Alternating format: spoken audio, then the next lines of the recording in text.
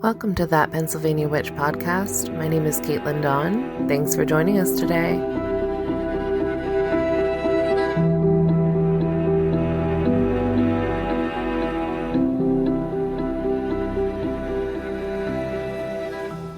Hello, thanks for tuning into That Pennsylvania Witch podcast. On today's episode, I welcome Nicholas Pearson. Nicholas has been immersed in all aspects of the mineral kingdom for nearly 30 years. He's an award-winning author of several books, including Crystal Basics. He offers classes online and in person around the globe. And today, we speak about his new book. Crystals for Psychic Self-Defense is going to be released on January 7th, wherever books are sold. And it is really a fantastic read. Nicholas presents magical techniques with crystals and gemstones for warding off harmful energies, cleansing your energy field, binding and curse breaking, crystal grids, amulets, spells, and rituals. He also shares an in-depth directory of 145 of the most powerful and effective crystals for protection, banishing, and recovery from psychic attack.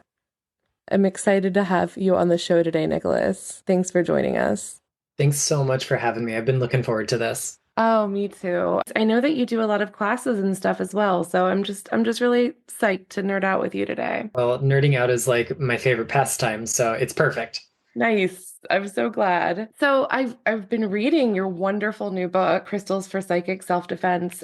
I'm enamored with this publication. This is wonderful. I've learned so much from it. So it comes out on January 7th. I would love to just pick your brain a little bit about this book and about some other things. So the topic of this book is obviously psychic protection. Why is psychic protection important? Well, we have, I think, collectively learned a lot, some of us more than others maybe, about things like our well-being and how our social and emotional and psychic and biological boundaries can contribute to our well-being or not. And I think this book started for me kind of out of a place that was like twofold. My own experience as a fairly sensitive person, and then just witnessing in real time in the field every day, people asking the number one question people ask for when it comes to what crystal is good for blank. You can fill in that blank with protection more than you can any other thing. And I sat down, and this took me a long time to put together, longer than any of my other books, because other books got kind of birthed in the process, I suppose. But the need for it has shifted a lot during the time that I've written this book. I think when I started it, I was really coming from that perspective of personal protection.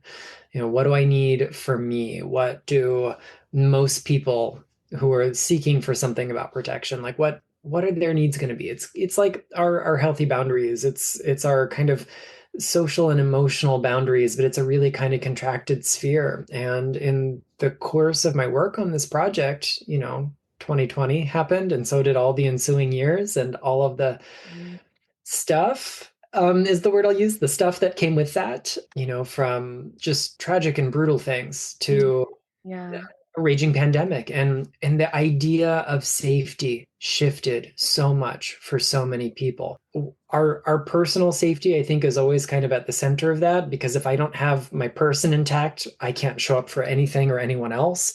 But I think we live in a space where ideas about boundaries, about community, about safety, we're hopefully learning to lean more on shared responsibility there, learning how to kind of lockstep with those who can help us, and lean on others for support. So my narrative in my head changed a lot when writing this book. And, if I started it now versus having started it in 2019, I think it would look really different, but it still kind of comes back to the same idea of we have a finite amount of time in this body, at least here on Earth. You can use whatever ontology you like to rationalize extra time, but realistically, we need to make the most of that. And that means feeling safe enough, feeling supported enough, having the other parts and pieces in there to make space for fulfillment. Because if you don't have personal security taken care of, you don't have room for anything else.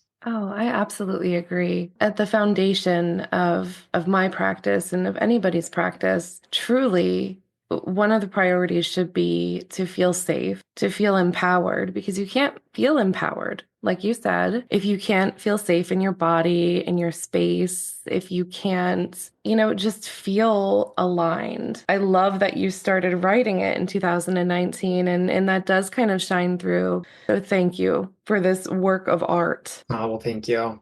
Part of the reason it looks pretty is my husband does all the pictures, and then at the publisher, of course, polishes everything and does all the typesetting and design and gives it, you know, a fancy cover. We talk a lot about energy fields as magical people, auras, or whatever you want to call it. How do crystals protect your energy field?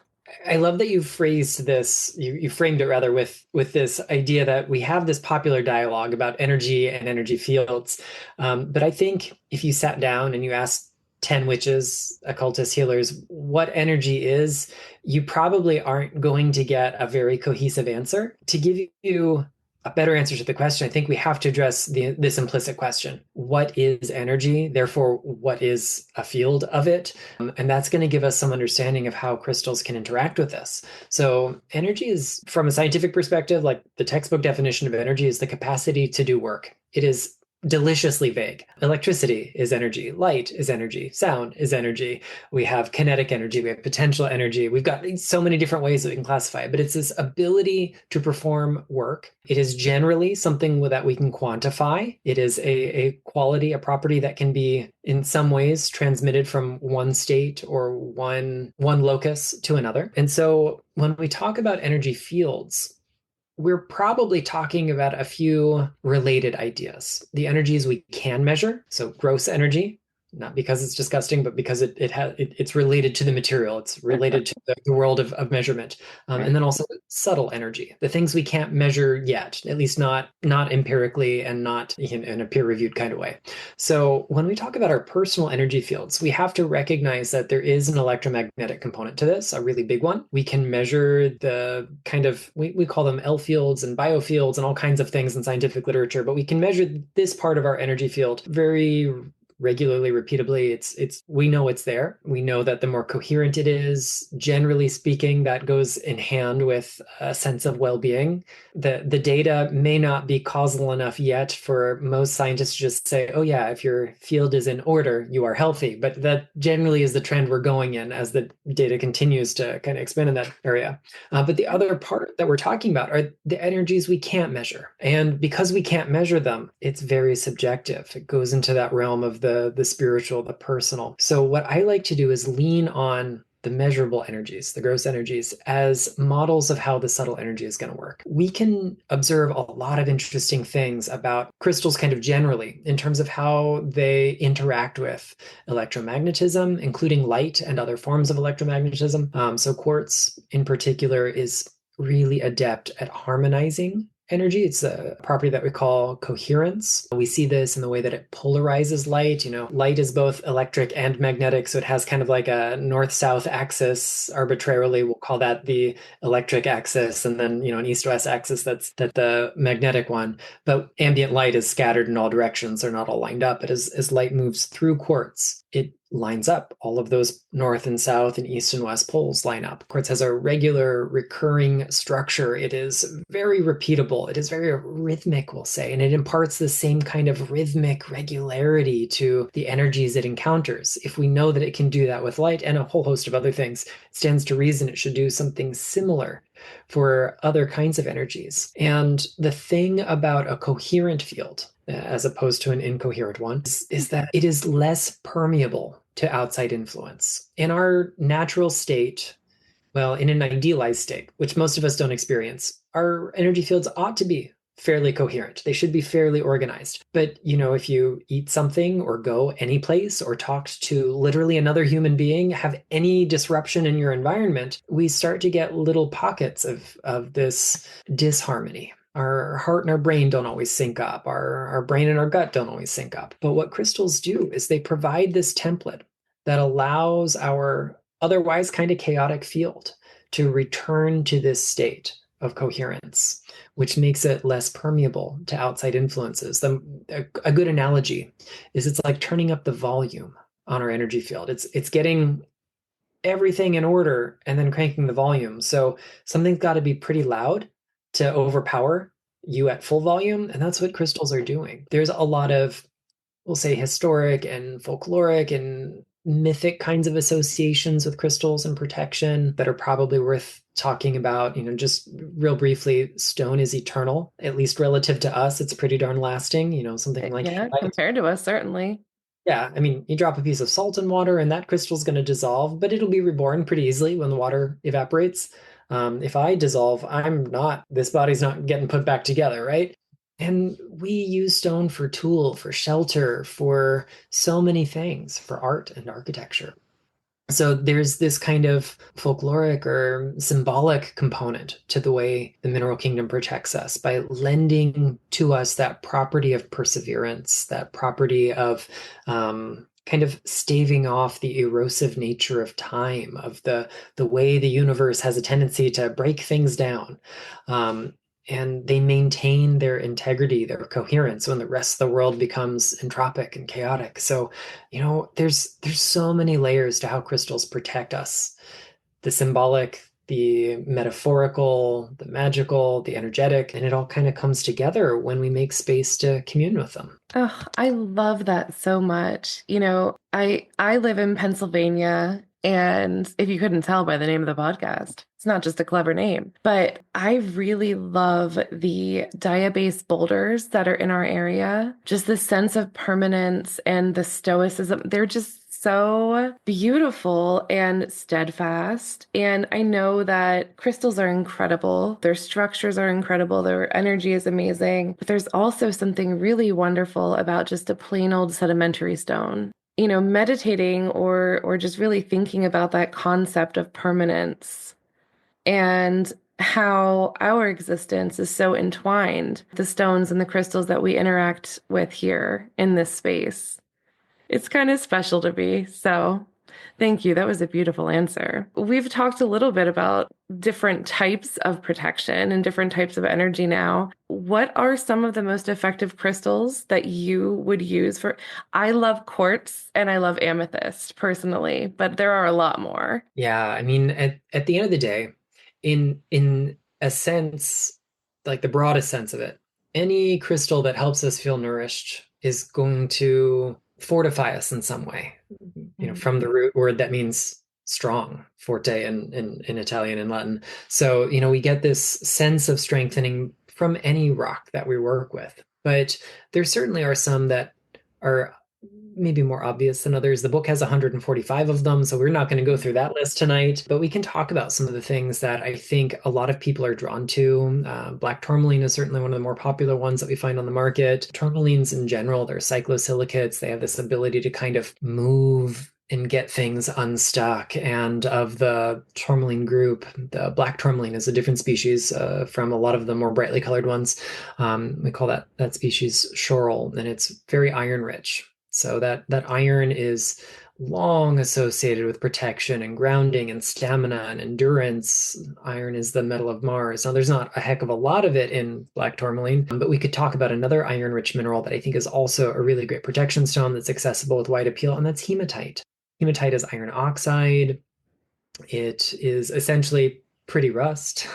Same chemical formula, more or less. But this is such a stabilizing stone. It has such heft to it, being a metallic oxide. So, a lot of people picking up a big chunk for the first time, they're struck by how heavy it is. And that heaviness, I think, is a signal to the kind of quality that iron brings to us of becoming in touch with our body, with the earth, with the relationship between the two. That's really what grounding is about. It's about recognizing this relationship we've got between us and the planet. And if I can sync up my field with the greater field that is the earth, suddenly my problems feel a lot smaller because it's not just me approaching them. And that's why so many grounding stones kind of also have this quality of protection to them. So, there are a couple.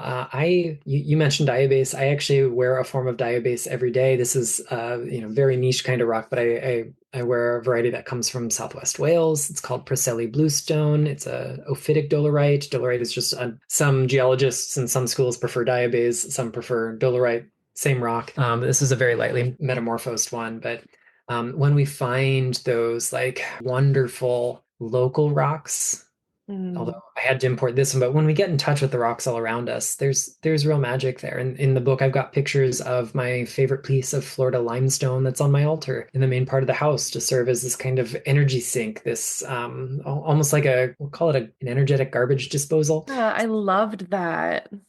Working with the stones in your landscape is fantastic for that. So even though I'm partial to some rocks from faraway places, like my Preseli bluestone, whatever your local rock is, lean on that for support.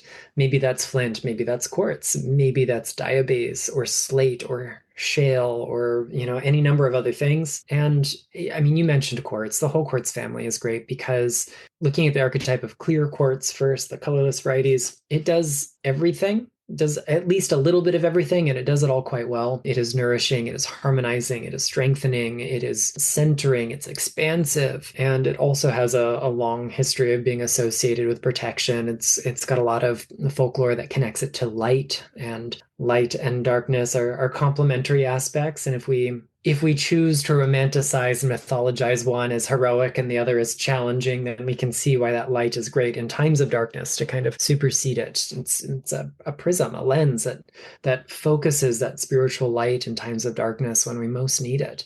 And then the great thing about quartz is it does come in so many varieties. We've got smoky quartz and amethyst and rose quartz, and they're all in the book as well because they're all really phenomenal for the kind of overarching umbrella of protection and psychic self-defense. So I'm not really sure how many that is, but I think that's a good starting place. That's Pick quite yourself a few. something. Yeah, that's a good starting point. I dig it. Isn't quartz also a semiconductor?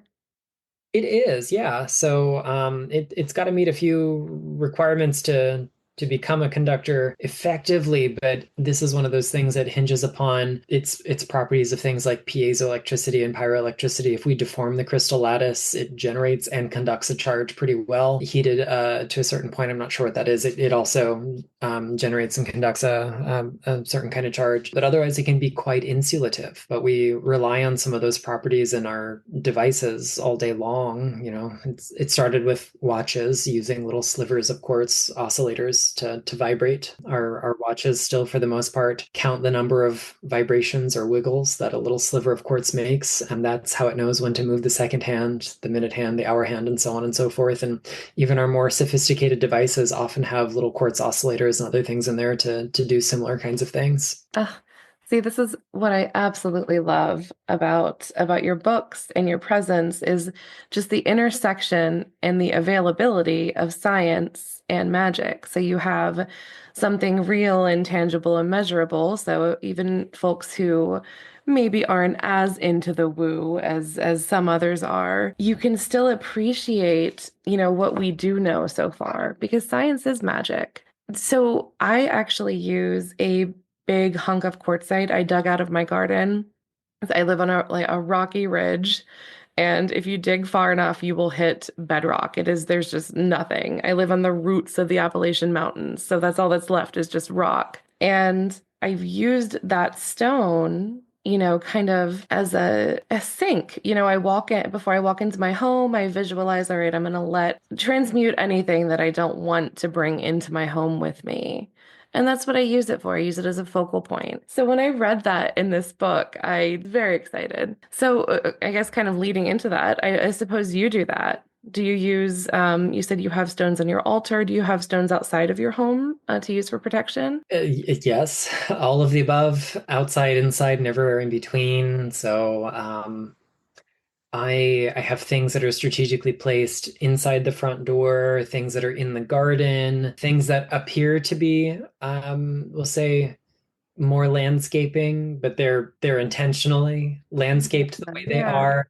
We not too long ago, just on a walk, we found parts of an old granite countertop that had been broken up and just dumped somewhere in the woods. And so I couldn't help myself. They were too big to drag back, so we went and got the car and came back to get them. But I have those lined up, and they're going to be put to work soon when they're good and ready, when they're happy to kind of integrate with the rest of it. But here I am in my office. I have crystals hanging by the window. I have things lined up on the windowsill. I've got my altar is just inside that. So obviously there are rocks all over that. And that's just in this room. They're on the shelves around me. I kind of sit and operate inside a 3D crystal grid. Some things up high, some things down low, some things kind of middle of the road. And sometimes it gets chaotic. Sometimes I will borrow a crystal and not get it back to its appointed home for a while, but we'll probably do some spring cleaning a little bit early and get that restructured. And the hope is that whatever tools you've got in your toolbox, at least have a few inexpensive things that are, I won't say disposable, but slightly expendable that you can leave in the corners of your bedroom or apartment if you don't have a big space or outdoor space. And then if you do have the outdoor space, put them in the four corners or whatever, however many quarters you've got of your property, or put them just outside of your house. So the book has some starting points for that with a wider range of grids that you can use for all kinds of things, from ameliorating psychic attack to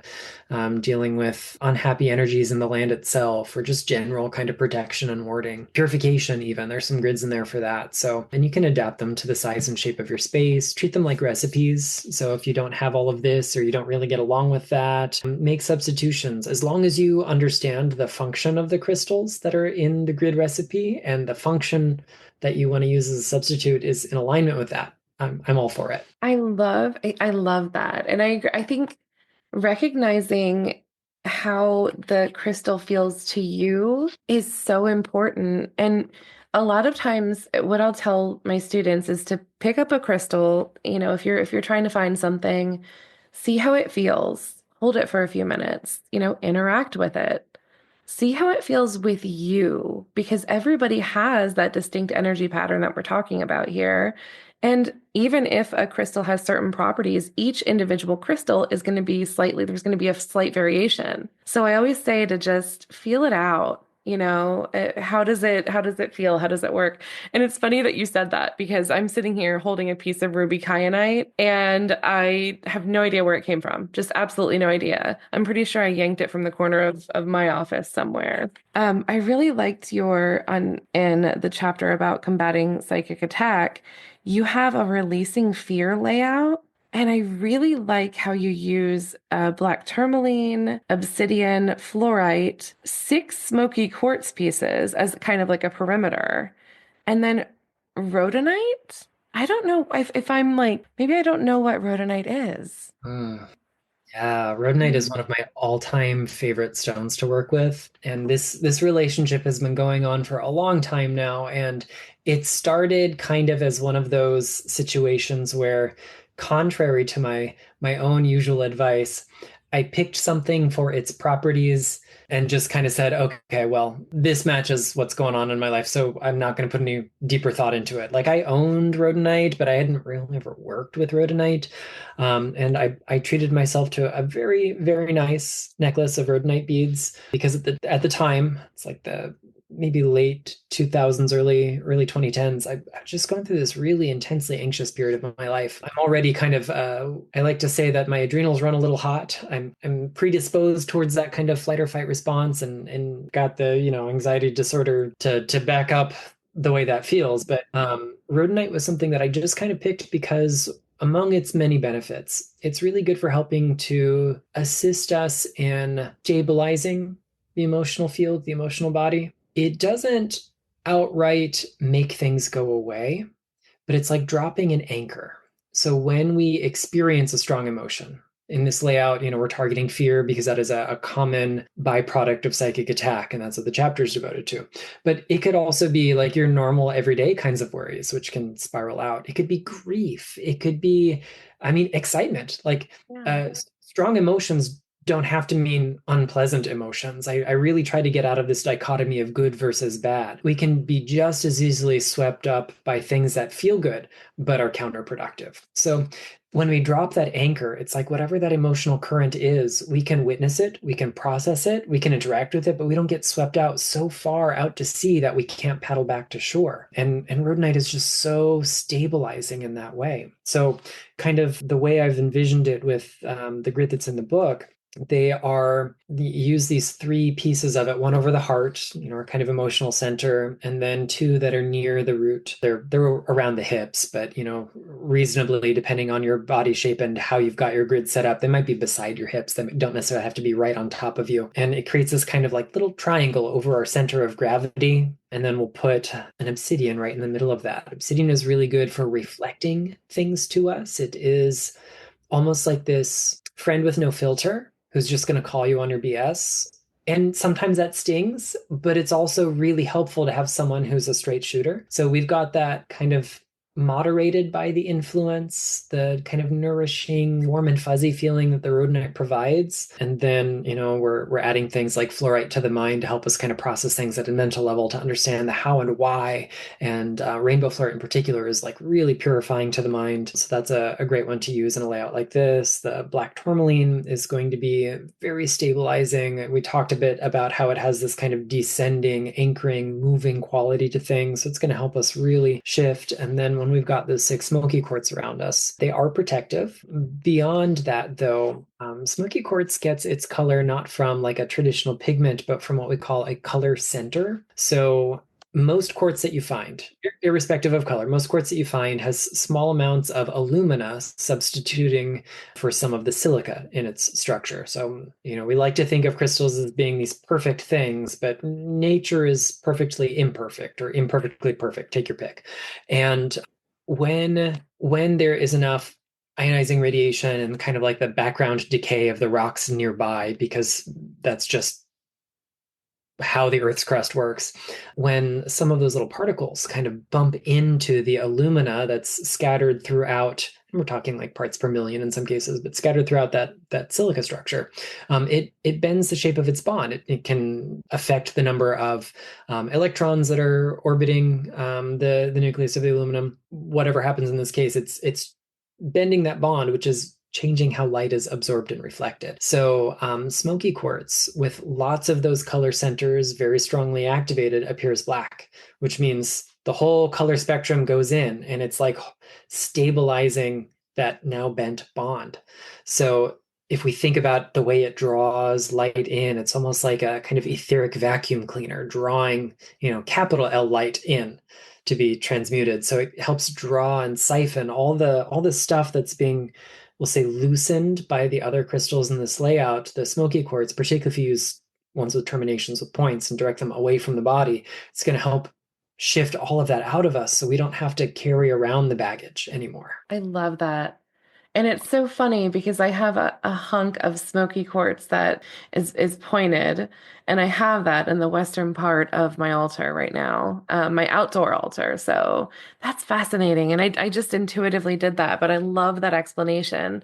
And I guess I really thought I knew enough about smoky quartz, but I really didn't. But do you think that crystals and stones, how they're formed, kind of lends to their energetic pattern, as in addition to how they ended up? So whatever their pattern ends up being after they're formed and they've cooled off or, protruded or whatever, however they're formed, do you think the actual process lends Yeah, to that?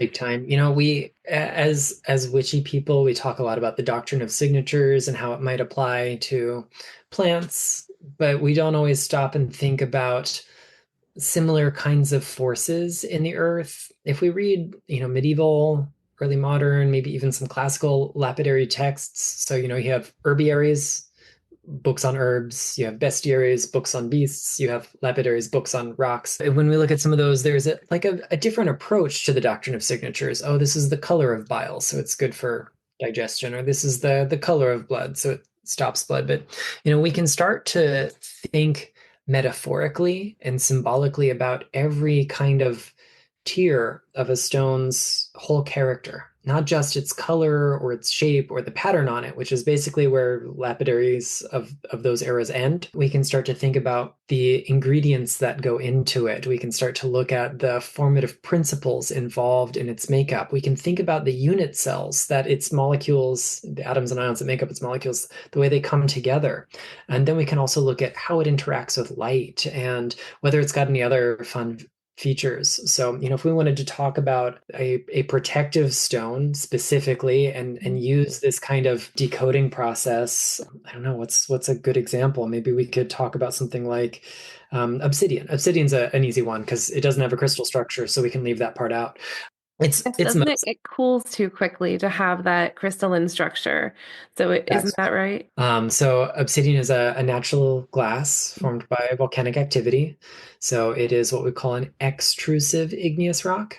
Extrusive means that it came out of the earth and then cooled, which causes it to cool without insulation, basically. Ice in your refrigerator melts a whole lot more slowly than ice on your countertop, I guess, depending on where you live. But maybe the far northern listeners will have a different experience than that, but I'm in Florida. So, Perspective. um, Yeah. yeah, it's that idea of like the insulation. So, because it is an extrusive rock, it's gonna have to be really fine grained no matter how much time it's got. But obsidian is like the extreme of this. It cools so quickly that there's no long range order. It's molecules. If we zoom in with a powerful enough microscope and we look at this little cluster, we go, oh yes, this is the start of a crystal lattice. Wonderful. So I'm just going to zoom out and see how that can, oh, it doesn't connect to anything. So it's a little bit chaotic. That's how glass works. Glass is an amorphous solid without that kind of crystal lattice. And that is part of the character of it.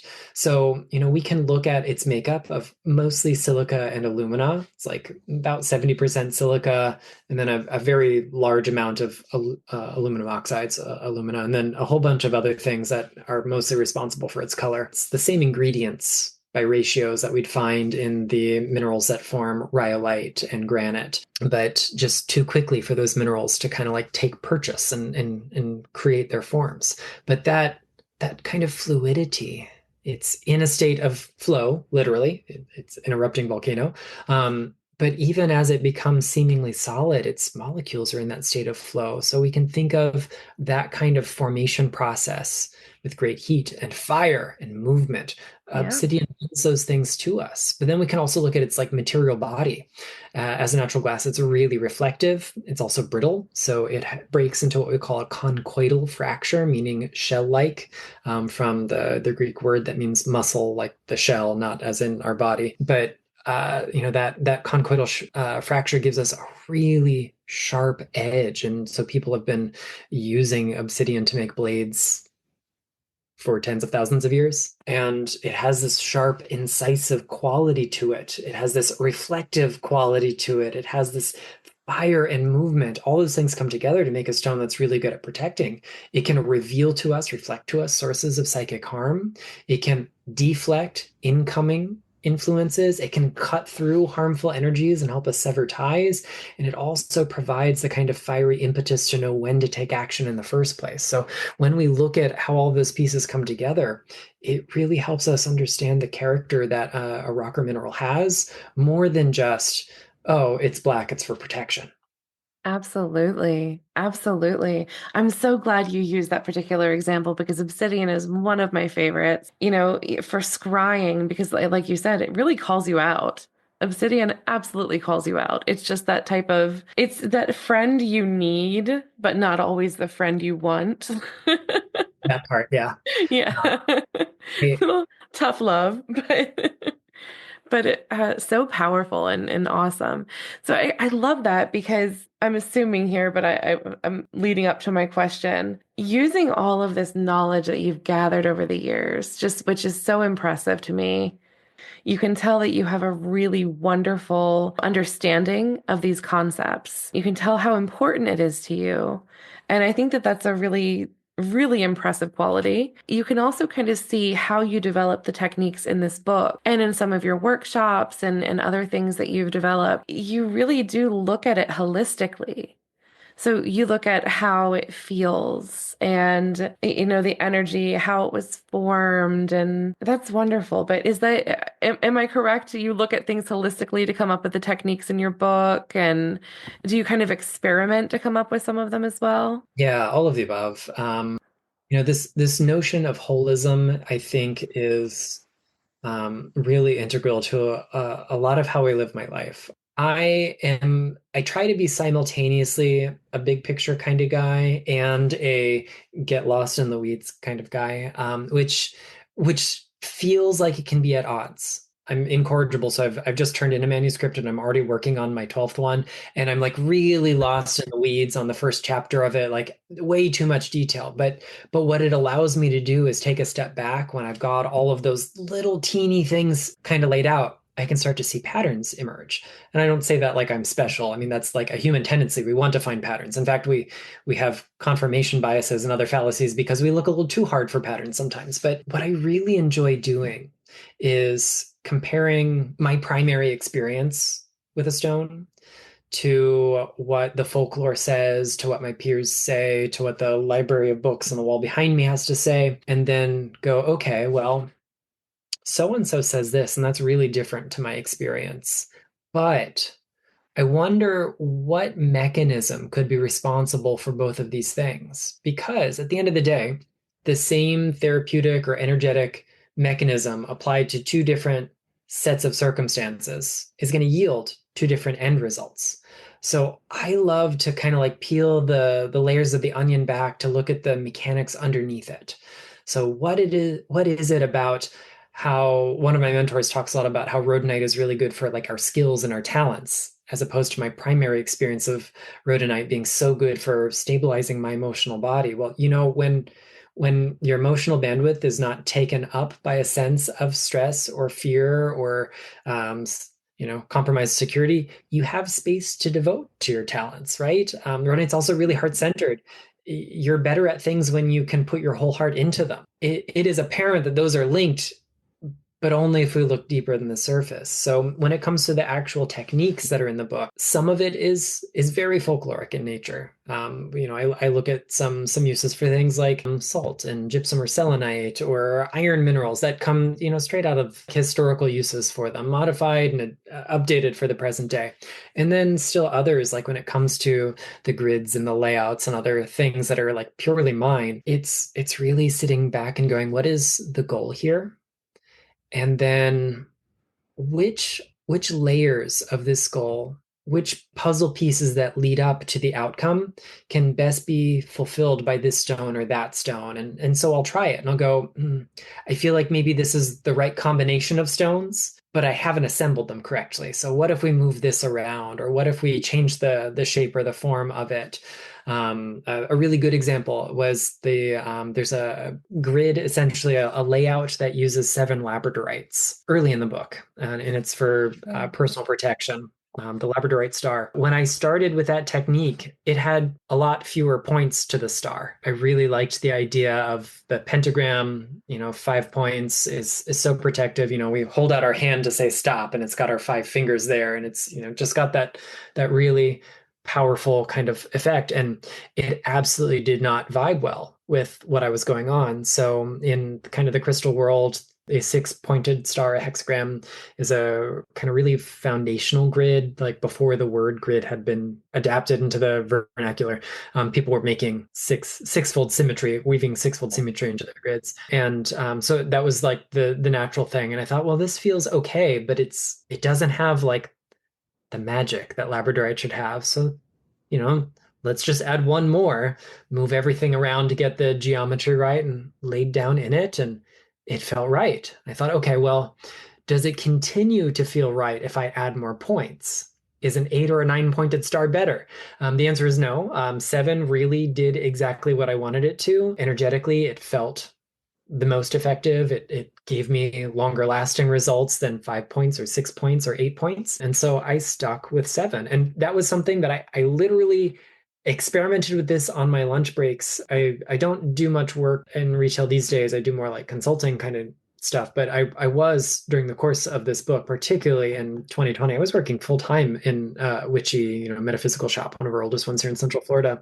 And 40 plus hours a week when the world is at peak chaos and peak fear, you want every tool you can have access to for protection. So I'd be sitting there on my lunch break, eating my PB&J, going, okay, well, what can I try for the latter half of my shift and see if that changes things? And this was one of those techniques that was born out of it. Experimentation is so necessary, especially when you're doing energy work, any type of work really, but you really do have to feel it out. So, once again, you're talking about developing these techniques and you're kind of giving us wonderful, wonderful insight to the scientific method as well, because you're really truly going through it. One of my favorite things was you very simple but very effective. And that's some of the best ways to work magic. It was a black yarn and a common stone. And I think you might have a piece of slate or something in this picture, just a common stone. So any stone, and you used it as like a binding.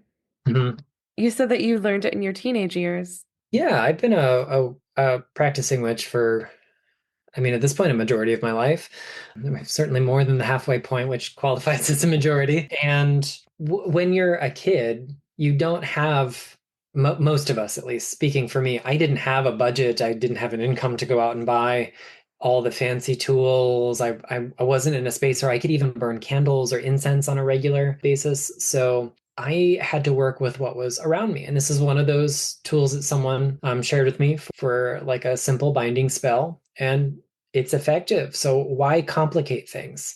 And one of my goals, particularly with the last couple books, and especially with the next couple, will be kind of this through line, is to start focusing on non-consumer ways that we can still reach out to the world of crystals for support. Not every situation requires that $700 emerald or that, $200 piece of moldavite or even that $20 piece of rose quartz. Sometimes the best tool is the one that's in your backyard. Sometimes the best tool is that thing that you found on a hike or that someone gave you or that random tumbled stone you can't identify.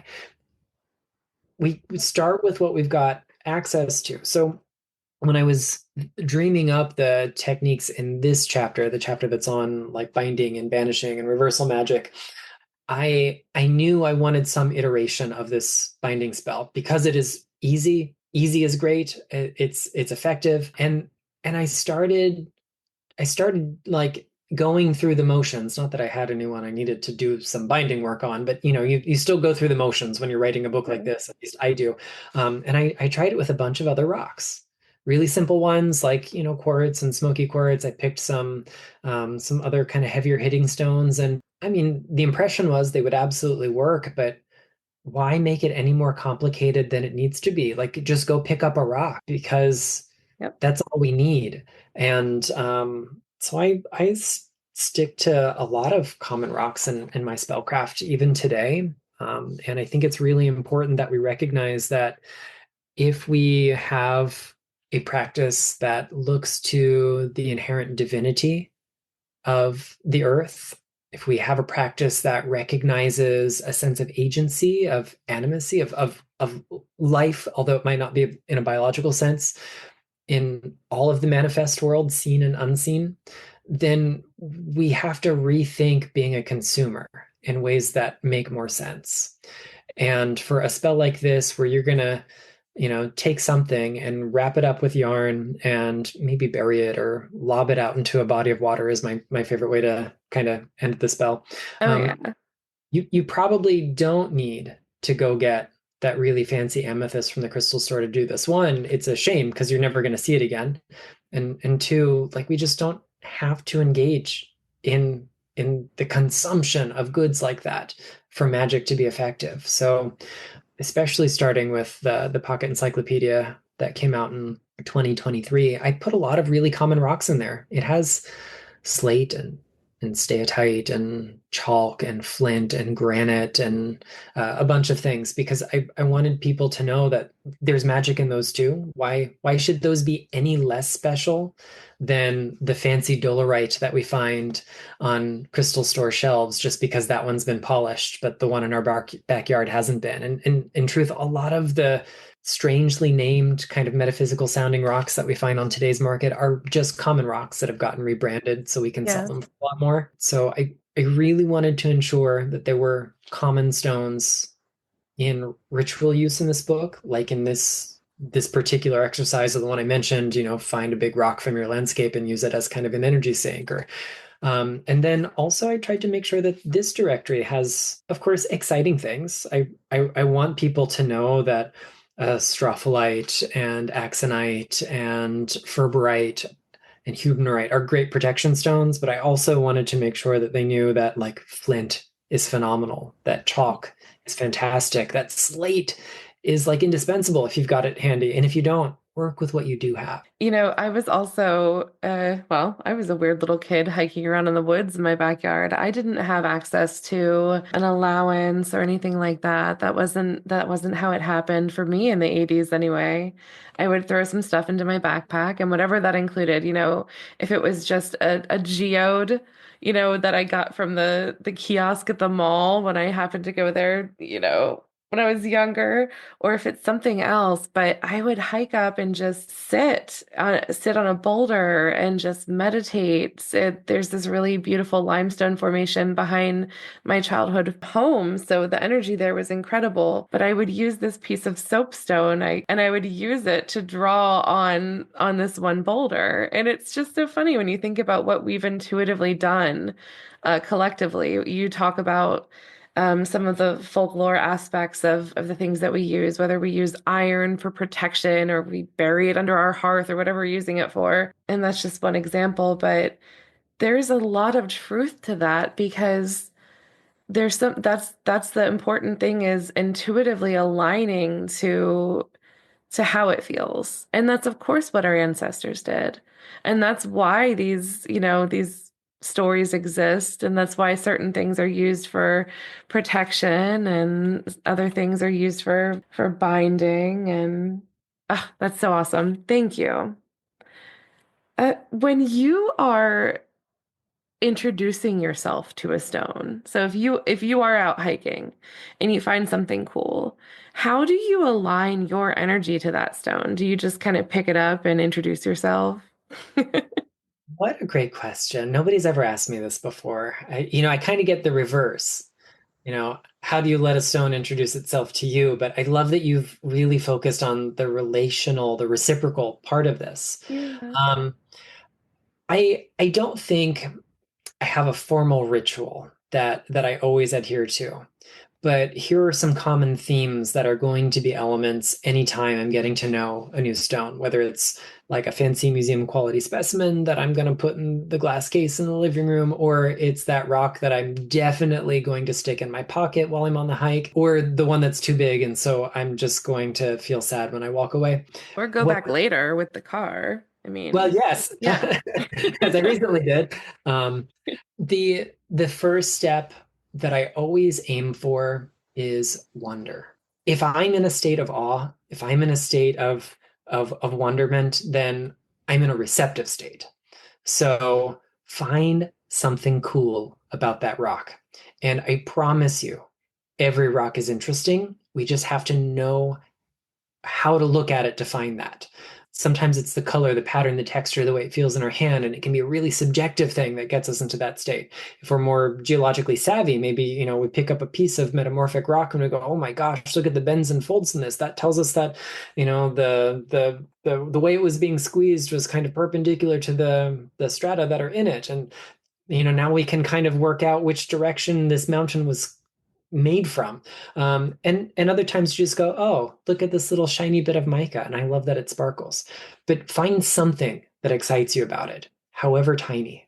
Is it like the way the grains of your local sandstone come together? Is it like a little bit of iridescence that you find in the feldspars in your local granite or diabase? Just ooh and ah over it, because when you get into that state, one, we have locked our conscious mind onto the stone, so it's not wandering. It is suddenly engaged. And two, we enter this space of like, I don't want to say innocence, but childlike wonder, where magic is our natural birthright in that state. It's hard for things not to feel magical when you are filled with awe.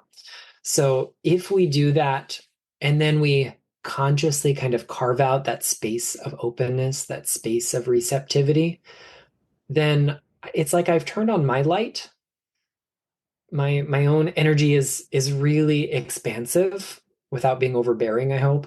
And then, the stone is showing me the best that it has because I'm choosing to look for it. And then I'm hoping that I'm sharing the best of me with the stone and just see what is born out of that. So I have like little formal exercises that are kind of based on this principle that I've shared over the years. So like in my the big crystal basics that came out in 2020, I have a little crystal contemplation that is, kind of like a, there's a definite narrative order that you follow, but it's built on the same idea of it, of getting to this state of wonder. Find the beauty of the stone, find something that inspires you, because when you are inspired, you'll have that innate sense of connection. Oh, that's so important. There's no, there's no limiting factor when you approach things with a sense of childlike wonder. That's beautiful. Thank you for that. A lot of folks will ask, that is the number one question. I agree. What is the best stone for protection?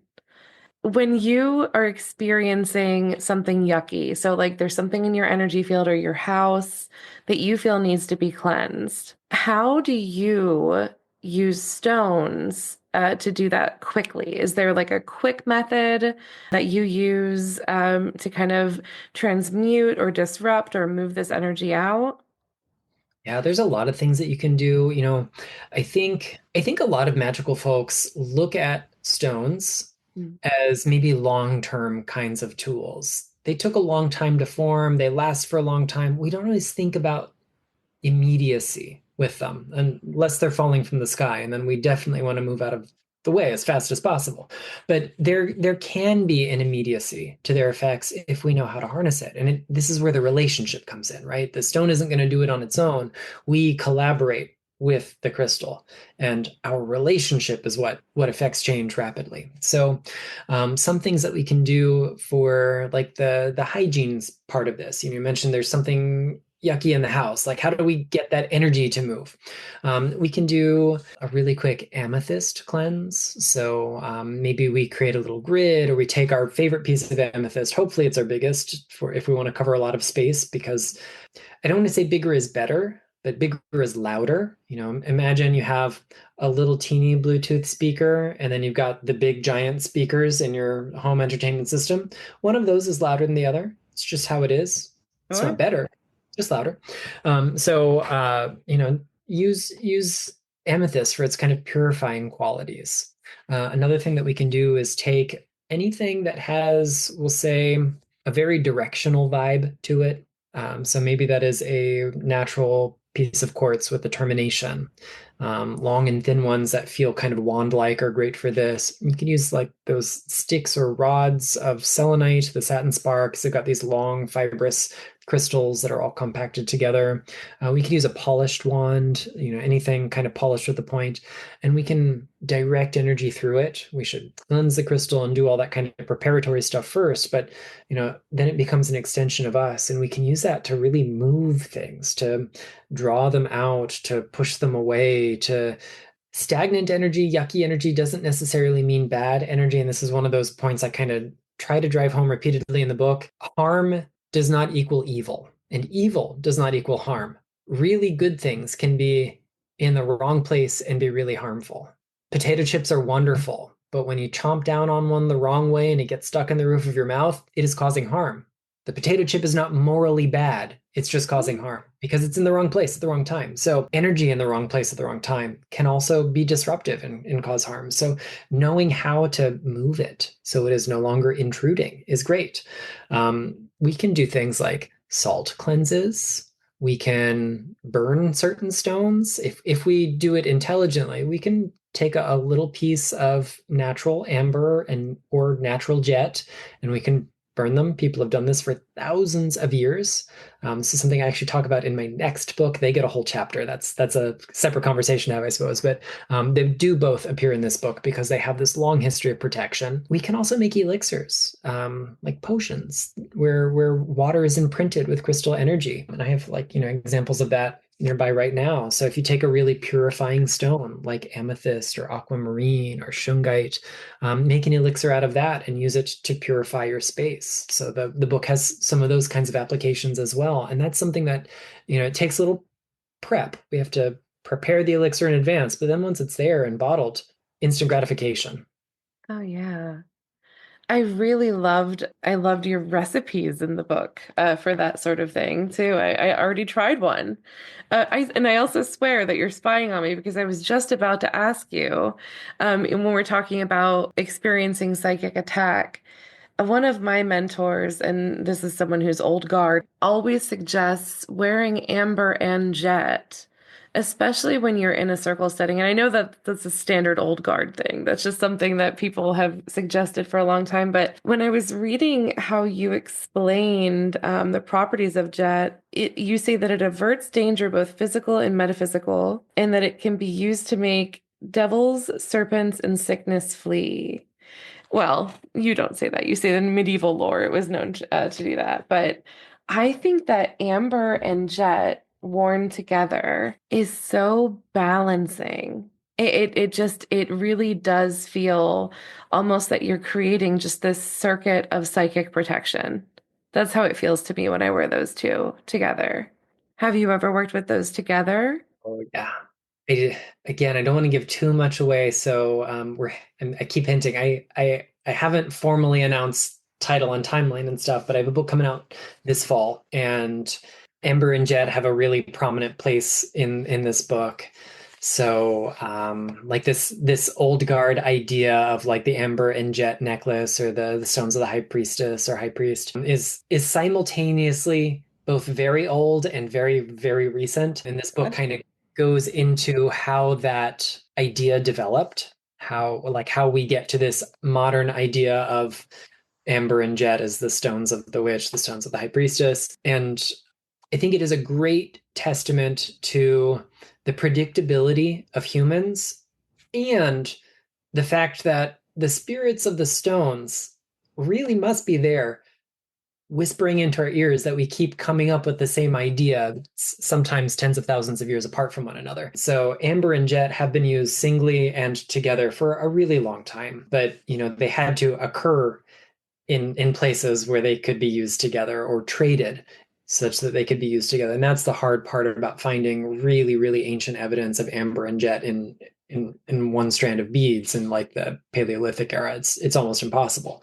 But we do find amber beads and jet beads, and occasionally amber and jet, but more likely jet and chalk or amber and bone. But that notion goes back a really long time, and they are really protective for a good part of human history. Up until far more recently than you would imagine, they were actually thought to be more or less the same substance. Amber, people figured out, was tree resin.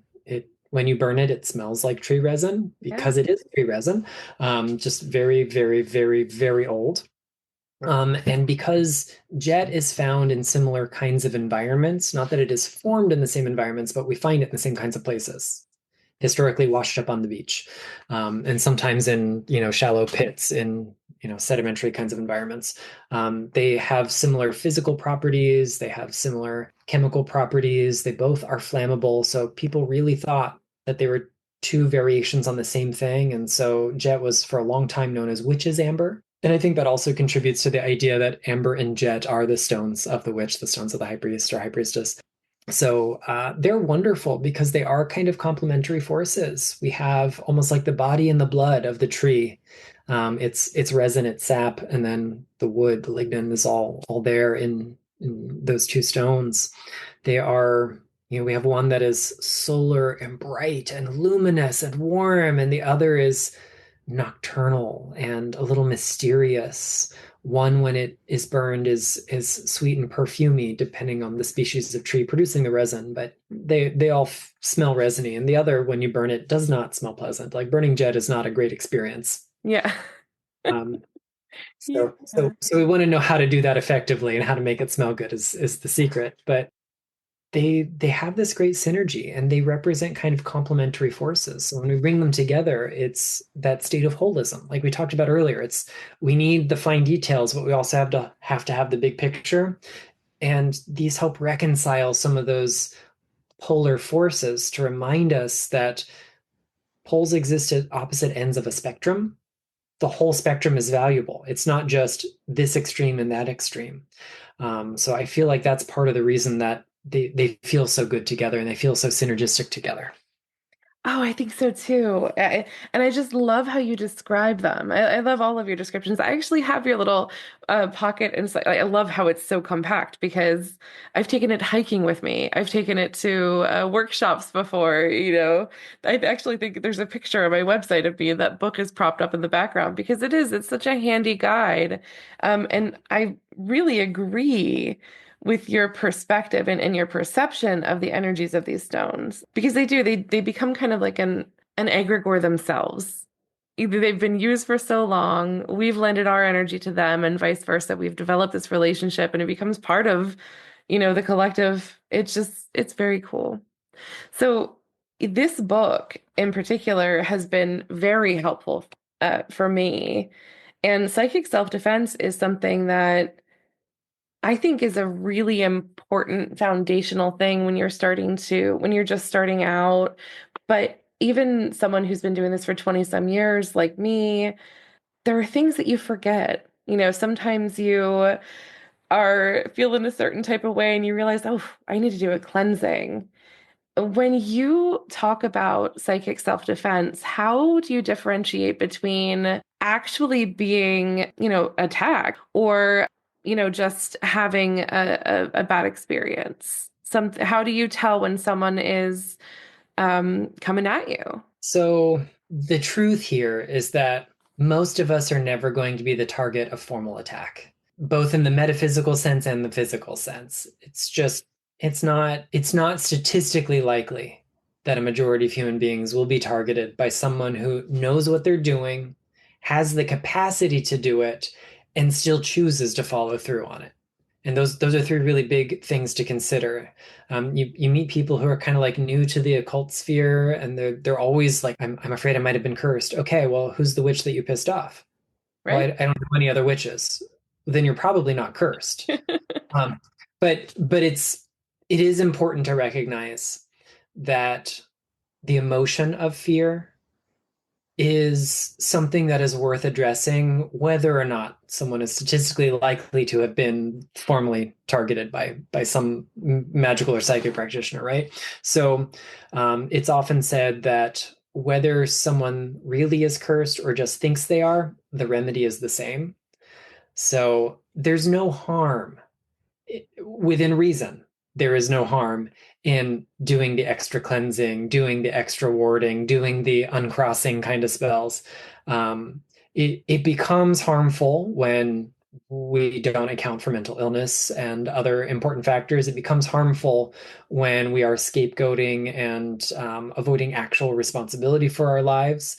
There are lots of ways when it can become dangerous, but when we exercise a reasonable amount of sense, just a reasonable amount, the way to know whether or not we have been targeted in some way is to start the big picture assessment. Okay, why do I think that?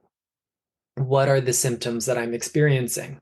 And the book has a couple of places where in the beginning of the book we talk about all the possible sources of psychic harm, and in the chapter on psychic attack it's like, what are the most likely symptoms of it?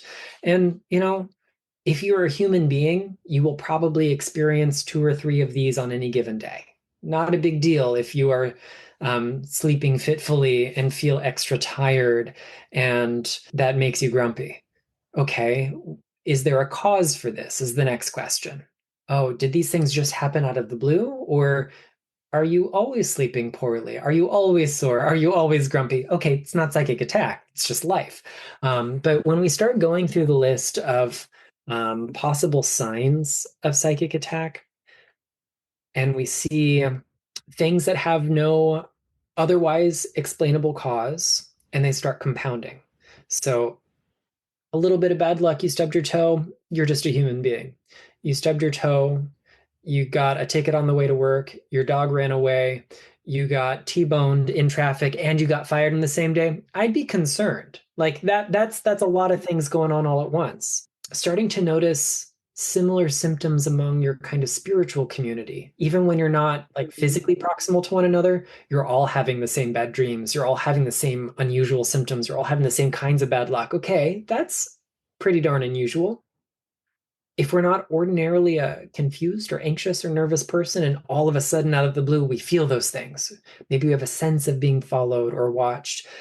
Just so many different things go on this list. There's like a whole page of them in the chapter on it, and it's important to remember, of course, a lot of those symptoms overlap with things that should be checked out by a professional. But Of course. Yeah.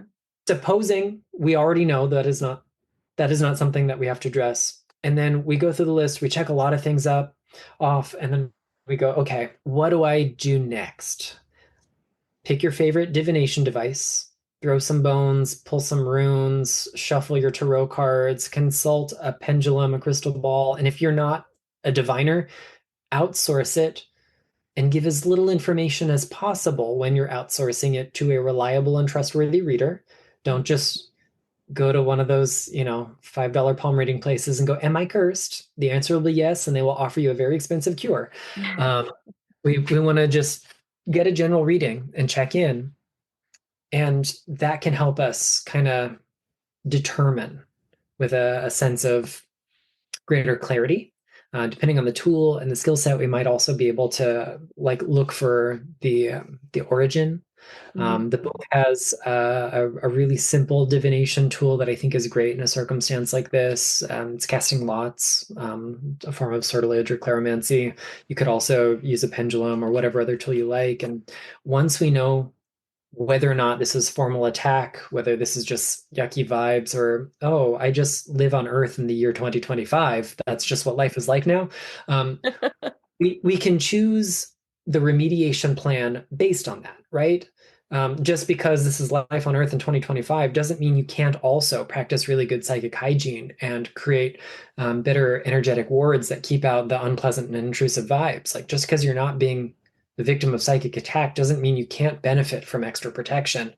We just should know why we're doing it. Yeah. And like you said, your fear of you lend to the negativity yourself. If you are paranoid and constantly saying, "Oh, I have terrible luck, so and so is cursing me, so and so is sending bad vibes my way," but really a lot of times it is our own fear. And I love that you make that distinction, and I am so grateful for the guidance and okay, let's examine this. Let's take a look.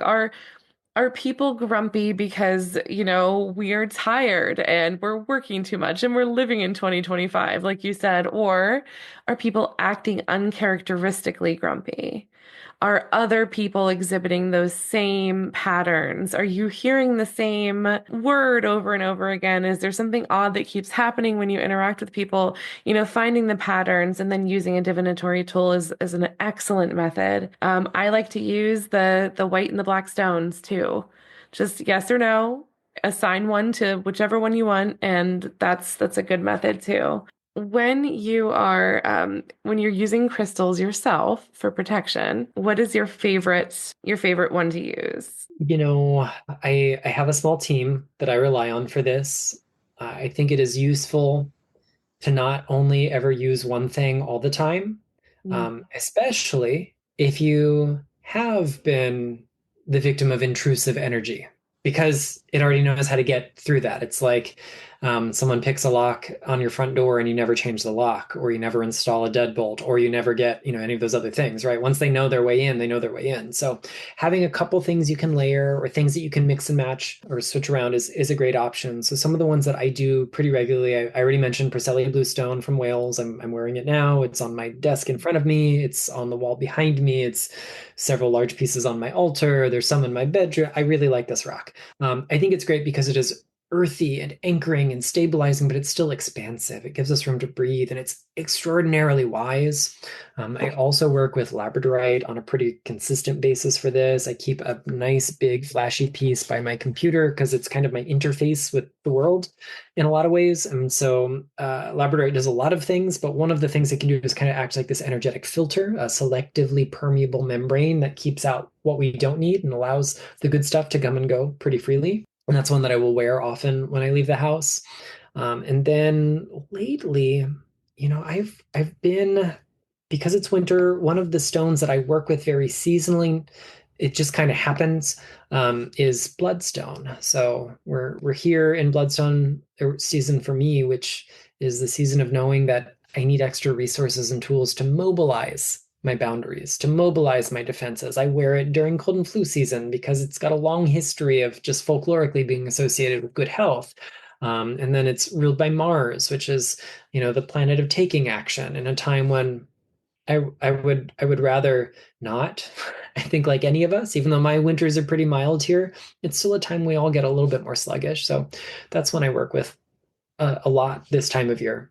And I also think that it's just a pretty accessible stone. So it's easy to get. I love weird things. I have a lot of weird things in my collection, but we do need to ensure that people don't feel like they have to go import a Welsh rock when that's not easy for them, or track down some other weird thing I've got in my collection.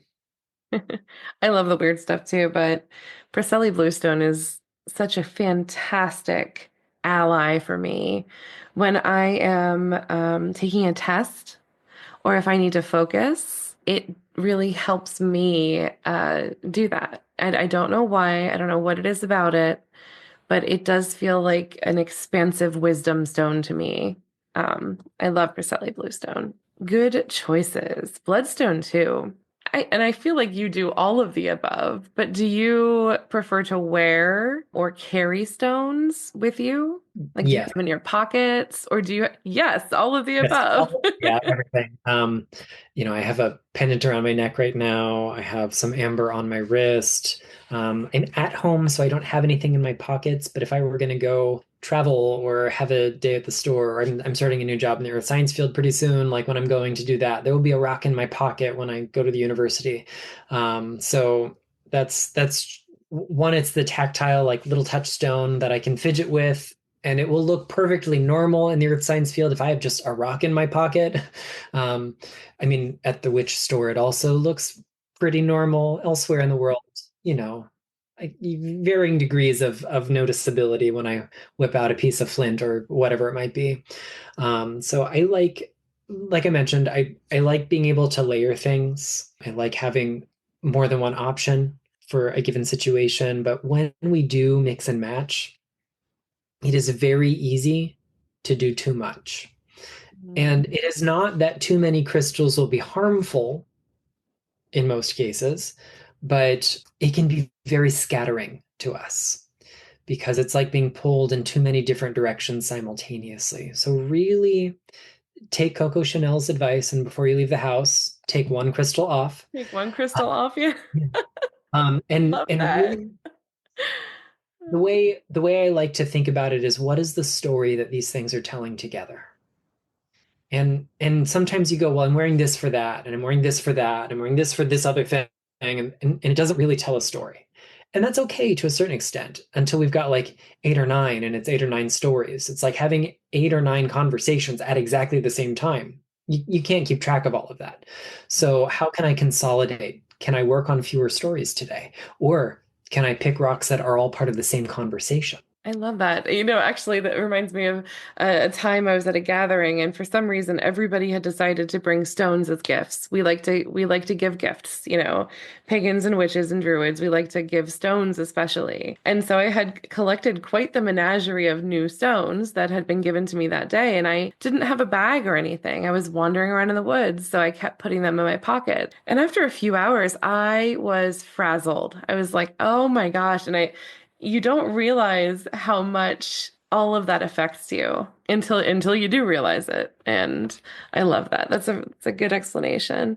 I actually heard you speak a long time ago, and I was giddy with excitement because you talked about our tendency to align with stones, and you used a term that I had only ever heard in I think physics, which was entrainment. That has long been a theory that I have to how we align and vice versa, how the crystals then also align with us in order for that to be like a symbiotic relationship where we do the work together. Can you speak on that a little bit? Is that what you believe is happening or one of your theories? Yeah, of course, this is the working theory I've got until we have concrete proof that Yeah. that something else is happening, or that at least this definitely is not happening. So, entrainment is a phenomenon that occurs when we take two, say, fields, two different states, um, and we add them together, and one of several outcomes is possible. When entrainment takes place, it's usually because these two fields are already somewhat enharmonic to one another. They're similar enough that they will have a kind of cumulative effect. If they were dissimilar enough, we might think of it as kind of like canceling each other out. They would have a very diminishing kind of quality to one another. And then they can be just dissimilar enough and just similar enough that not a whole lot happens, and that also isn't great. But through the process of entrainment, we get these enharmonic frequencies, these enharmonic states, that begin to sync up. It's like the experiments they've done with, old school clocks with pendulums on the same wall that are out of sync, because that gypsum board, that plaster that they're on, shares mechanical vibration. Eventually those things sync up and we get our pendulum swinging in the same direction over and over again. We see entrainment taking place in physics with, all kinds of electromagnetism and beyond, but essentially quartz and what we're made out of share enough morphological similarities. Particularly the water in us is a polar molecule with the same ratios and similar geometries, and can be similarly structured. Water wants to be structured. That there's a good argument that could be made, that these two components are good at talking to each other on this kind of energetic state. So when entrainment occurs, the crystal, being so organized, being coherent, like we talked about earlier, is already broadcasting itself in such a clear and concise way that our less coherent state goes, oh, listen to this, or look at this roadmap, or can you hear that tuning fork? Let's adjust our pitch to kind of come into alignment with it. I have a music background, and I've recently returned to music, which is not the point, but the point is I suddenly realized how many like acoustic analogies I use in my practice. So a tuning fork, much like a crystal, doesn't fix your intonation. The crystal doesn't fix your energy. The crystal is the correct pitch that we hear and can make adjustments to. And when we adjust to it, we get that synergistic effect, that like really big cumulative property of being entrained to be fully harmonized with. This is what happens when you go to the piano, you hit the damper pedal, and you sing a note, or play a pitch on another instrument, or pluck a string on a guitar. The corresponding strings on that piano will vibrate. And it's not just a singular one. It's not just, if you play middle C will vibrate, but so will the C's above and beyond it. If you produce a sound that is a little bit, we'll say, richer acoustically with lots of overtones, you might hear other strings also vibrating and harmonic to those additional frequencies. And that sum total alignment that we get, I think, is a good way to think about what's happening with the process of entrainment. It's like we are coming into alignment with that tuning fork, with that crystal. And when we achieve that state, we become energetically more like the crystal, more coherent, more regular. And that takes us to that state where science, for the most part, agrees when we're in that coherent state electromagnetically, we tend to also be feeling pretty good, whether that's emotionally or physically or otherwise. Are we going to say one causes the other? I mean, I would like to. I would like to say coherence is a hallmark of health because it is one of the contributing factors to health. And if crystals cohere other things, they should also be able to cohere us. I love that. I love the analogy of harmonizing. And when I think of entrainment, one of the simplest things in my brain, this is what I relate it to. Have you ever seen a drum circle? And sometimes it takes a little bit of time for people to get in tune with one another. I feel like the same happens with our tools or our crystals or the space that we're in, or even with other people when we're combining energies in any way or attuning or aligning to energies in any way. Sometimes there's a little bit of a curve there. It takes some time to get really into the rhythm or into the harmony. And it's just such an excellent analogy for how we work with the energy around us and how we work with crystals. I really appreciated that. So thank you. And this book is just fascinating, Nicholas. I loved it so much, and I'm so grateful for this opportunity to kind of nerd out with you. You are a wealth of knowledge, truly. I encourage anybody out there listening to go and take his workshops. You have one coming up on Moldavite, I saw on your website. Just so many cool things. But and your books are fantastic. You are truly a gift to our community. And this is such a unique offering because it has, basic information, of course, but then you go a little bit deeper and you even talk about things like we talked about the binding and you talk about cursings and hauntings and things like that. And those you don't normally find things like that in your basic crystal book. So I have to ask, what made you include those topics? I really went back and forth on some of those points. Sure. Binding, I think at some point, all of us kind of, when push comes to shove, we feel pretty okay with limiting the agency of someone else to cause harm. That's not such a big deal. But the book does talk about historic curses for which crystals have been used. Sometimes, like the crystals we think are really full of love and light, like selenite, we actually have really great examples of not just apotropaic uses for deflecting harm, but enacting harm with it magically. Um, so it's the kind of thing that's been around for a really long time. And I think we do ourselves a disservice to turn a blind eye to it. There are going to be a lot of, I say this with a lot of affection because I'm also part of this crowd, but the healy-feely crowd who probably aren't into the binding is about as big as it's going to get for them. Hmm. But historically, magic has been a tool of the oppressed. And magic has always been about improving the agency of people who are subjugated, who have their power stripped away from them. So we use it to level the playing field.